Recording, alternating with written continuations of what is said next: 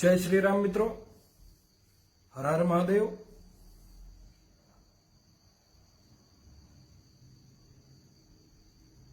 आज जिस विषय के साथ हम जुड़े हैं, जिस विषय के साथ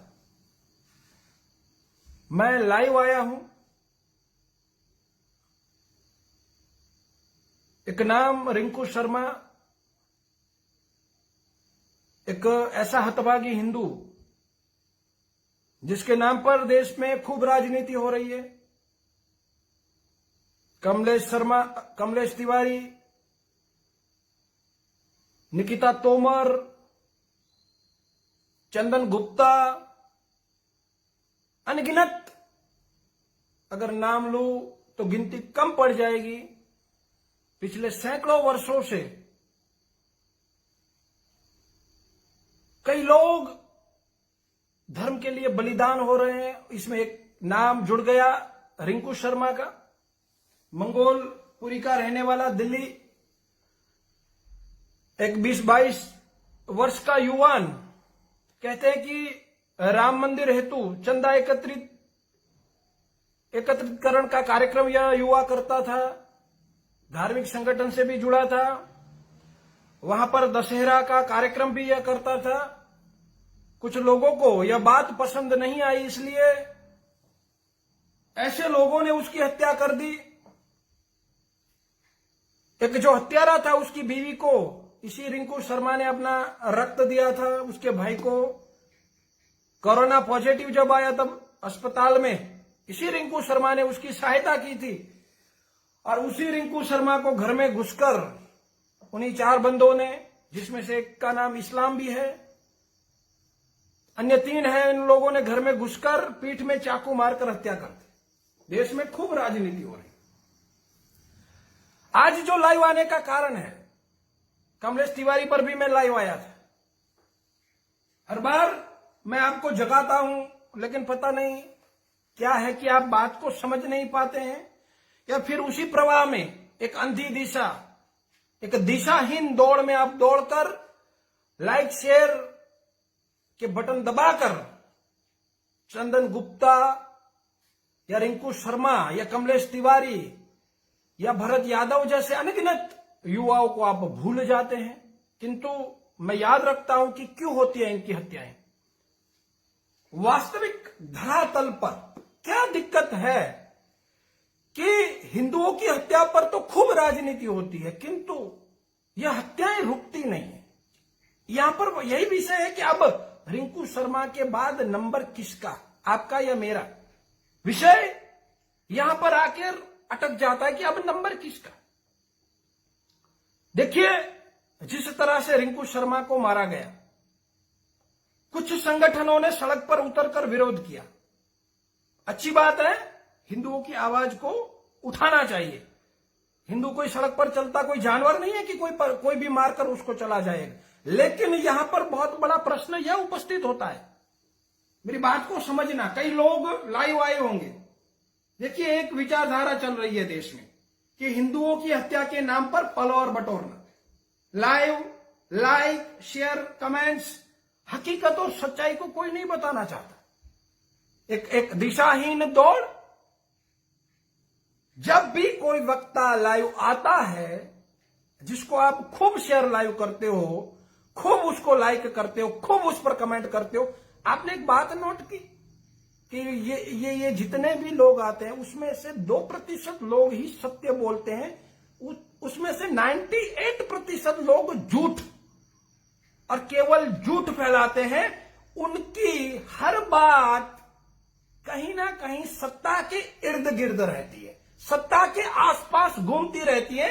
और ये लोग इन हत्याओं में भी राजकीय बातें करते हैं, बीजेपी कांग्रेस की बातें करते हैं। इसलिए हम यह लड़ाई जीत नहीं पाते।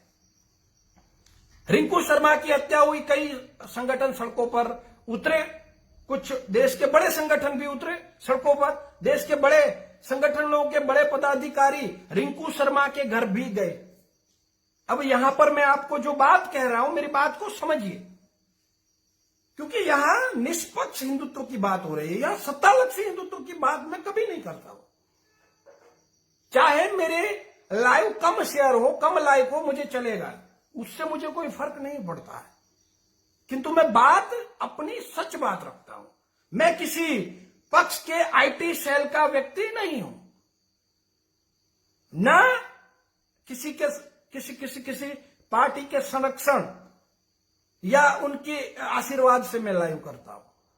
यहां पर जो बात है वो सही है, वो तथ्यों के साथ मैं बात करता हूं कि जितने लोग, जितने बड़े संगठन रिंकू शर्मा के घर अभी जो हल्ला मचा रहे हैं कि हमारा रिंकू शर्मा मारा गया, उसको जिहादियों ने मार दिया, उन्हीं संगठनों के लोग, या अभी जो श्री राम मंदिर का जो निधि का एकत्रीकरण कार्यक्रम है, यही लोग उन्हीं लोगों से जिन्होंने रिंकू शर्मा की हत्या की है, उन्हीं से निधि एकत्रित करते हैं, उन्हीं से फंड लेते हैं, उन्हीं से चंदा लेते हैं और चंदा लेकर अपनी छवि को सेक्युलर करने का एक प्रयास करते हैं, अपने आप को सेक्युलर दिखाने का, बिन सांप्रदायिक दिखाने का प्रयास करते हैं। और वही लोग जब रिंकू शर्मा मर जाता है तब उसके घर जाकर छातियां पीटते हैं। कहां से मिलेगा न्याय रिंकू को? कहां से मिलेगा न्याय कमलेश तिवारी को? कहां से मिलेगा न्याय चंदन गुप्ता को? कितने निम्न स्तर की राजनीति हो रही है कि एक तरफ हम सेक्युलरिज्म की, बिन सांप्रदायिकता की बात करते हैं, दूसरी तरफ हम देश के युवाओं को रिंकू शर्मा के मृत्यु पर भड़काते हैं, हर जगह पर हम कार्यक्रम करवाते हैं। आखिरकार हम चाहते क्या? क्यों होती है रिंकू शर्मा की हत्या और आखिर अगला नंबर किसका? मेरी बात को समझिएगा, क्या हो रहा है?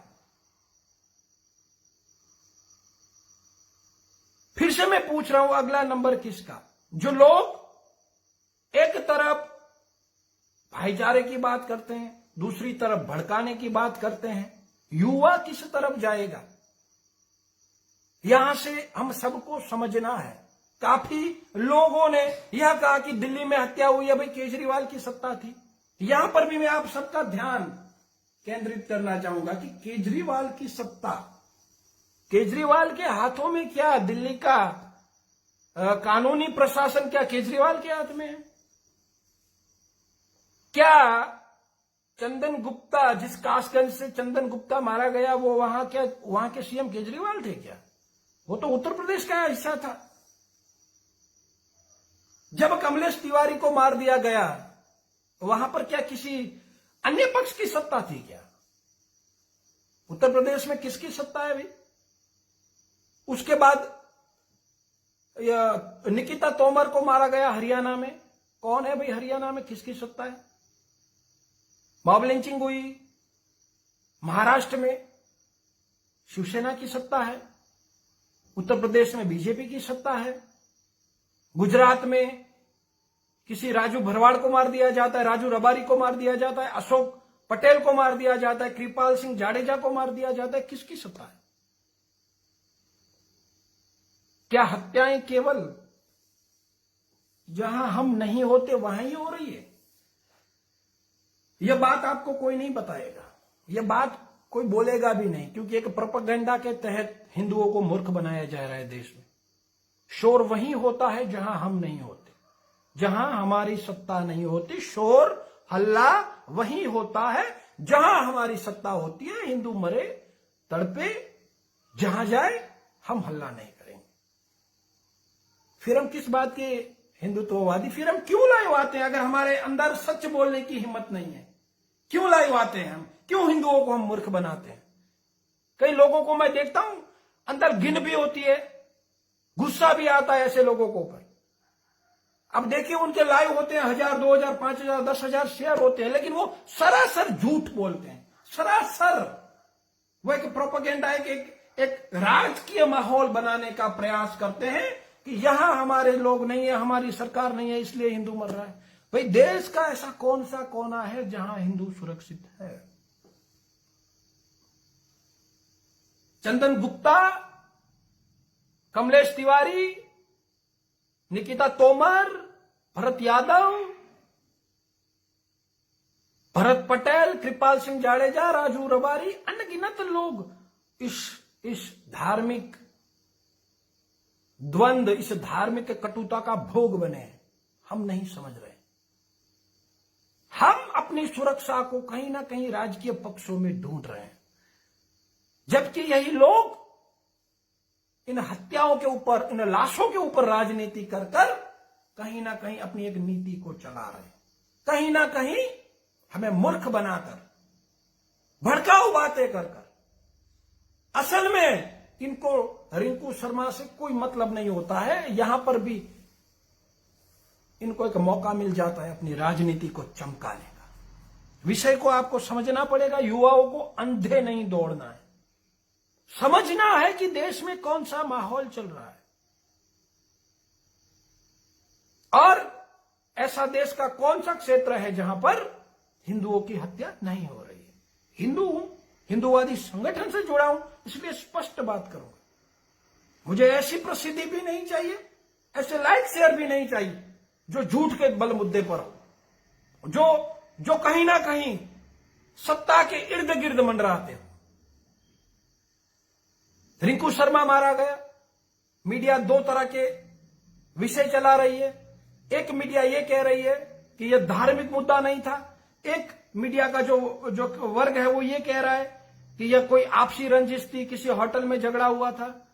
भाई, धार्मिक मुद्दा था या नहीं था, इस मुद्दे पर मैं नहीं बोल रहा हूं।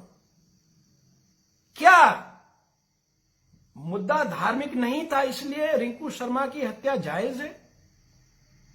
अच्छा, मतलब मुद्दा अगर जय श्री राम का नहीं होता तो आप रिंकू शर्मा को मार सकते हो। अब देखिए कि क्या माहौल चल रहा है। चलिए, मुद्दा धार्मिक था, निजी था, जो भी था, लेकिन क्या किसी हिंदू को इस तरह से मारा जा सकता है? फिर तो तबरेज अंसारी का मुद्दा भी चोरी का था, फिर इतना हंगामा संसद भवन तक क्यों उठा? क्यों फिल्मी सेलिब्रिटीज ने अवार्ड वापसी की? संसद में भी हमारे बड़े बड़े लोगों ने भाषण दिए मॉब लिंचिंग के नाम पर। फिर तो अखलाक का भी मुद्दा इसी तरह का कुछ था। तो फिर हिंदू हत्याओं पर इतनी चुप्पी क्यों? इतने बड़े बड़े संगठन हैं, 100 करोड़ का हिंदू समाज है, फिर भी इतना हल्के में हिंदू हत्याओं को क्यों लिया जाता है? विषय को बहुत ही गहराई से समझना पड़ेगा। हिंदू समाज भारत का अपना राजकीय वजूद खो चुका है। बटा जातियों में हिंदू अपनी आवाज को ढंग से नहीं उठा पा रहा है, और फिर से कहीं ना कहीं इस मीडिया के हल्ले में, इस राजकीय शोर में फिर से रिंकू शर्मा की बात दब जाएगी और एक नया रिंकू शर्मा आएगा। अब युवाओं को जागना पड़ेगा। अगर युवा नहीं जागता है यहां से, हम भी अगर राजकीय प्रोपेगेंडा में फंस गए मित्रों, तो इसी तरह से अगला नंबर आपका, मेरा, अनगिनत लोगों का नंबर आए। यहां से सोचना पड़ेगा कि हम किस दिशा में जा रहे हैं। कौन बचाएगा हमें? केंद्र की सत्ता बचाएगी, राज्य की सत्ता बचाएगी? नहीं बचा पाएगी। केवल शोर करेंगे, केवल राजनीति करेंगे। मैं बोल रहा हूं ना, वही उन्हीं से चंदा लिया जा रहा है और उन्हीं के नाम पर हिंदुओं को भड़काया जा रहा है। अगर वो बुरे हैं तो आप चंदा क्यों ले रहे हो? बहुत बड़ा विषय उठा रहा हूं, आपकी समझ से पर है, शायद आप नहीं समझ पाए।